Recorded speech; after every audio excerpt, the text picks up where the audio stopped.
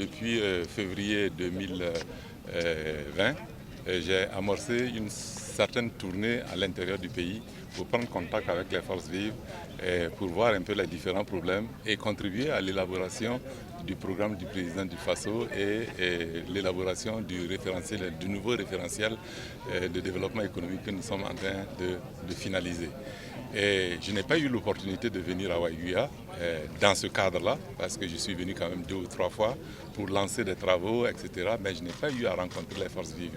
Et cette fois-ci, je n'ai pas voulu quitter Waiguya sans rencontrer les forces vives pour leur passer le message de solidarité qui doit être celui que nous devons porter et relever au stade actuel des difficultés que notre pays connaît.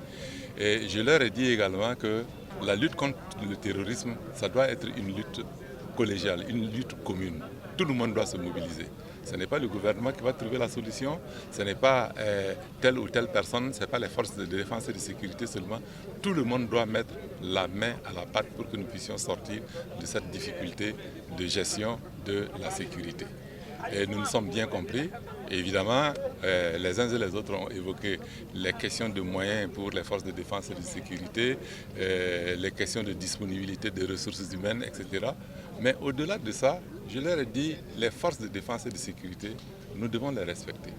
Parce que, contrairement à ce que l'on pense, c'est grâce à ces forces de défense et de sécurité qu'un peu partout dans notre territoire, nous vivons dans une certaine sérénité. Il y a quelqu'un d'ailleurs qui a évoqué le fait qu'il est surpris de voir qu'à Ouagadougou, tous les soirs c'est la fête. Et on ne se dirait pas que le pays est en difficulté aujourd'hui. Mais c'est parce qu'il y a des gens qui font en sorte que les terroristes n'arrivent pas à ces endroits que nous profitons de l'accalmie qu'il y a pour faire la fête. Mais il faut que l'on sorte de cette mentalité et que l'on comprenne que le pays est en difficulté et que tout le monde doit se mobiliser pour apporter sa contribution à la lutte contre le terrorisme. Bien évidemment, les forces vives ont évoqué le problème des VDP, le problème de l'équipement des militaires, etc., etc. Ce sont des problèmes réels. Les VDP, c'est une unité qui a été mise en place il n'y a qu'1 an de cela. C'est au mois de mars 2020 que nous avons adopté la loi créant les volontaires pour la défense de la patrie. En 1 an, on ne peut pas dire que nous allons mettre en œuvre dans de très bonnes conditions cette loi-là. Nous sommes en train de chercher les meilleures formules pour faire en sorte que ces gens qui sont très efficaces dans la défense de leur territoire, de leur terroir, dans la défense de leur village ou de leur commune, qu'ils puissent avoir et qu'ils puissent monter en puissance et contribuer de façon effective à la lutte contre le terrorisme dans notre pays. Mais il faut du temps. Nous sommes en train d'expérimenter une nouvelle forme de lutte.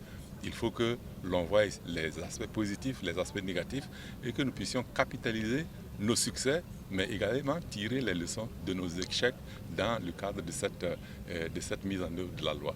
Et je pense que si on arrive à faire cela, dans les semaines et les mois à venir, vous verrez que les choses vont s'améliorer et que l'accalmie que nous avons connue en 2020, qui nous a permis d'organiser les élections législatives et présidentielles, chose que personne n'attendait, et ça veut dire qu'on peut revenir à cette situation-là et améliorer la sécurité de notre territoire et continuer à construire le développement économique et social de notre pays.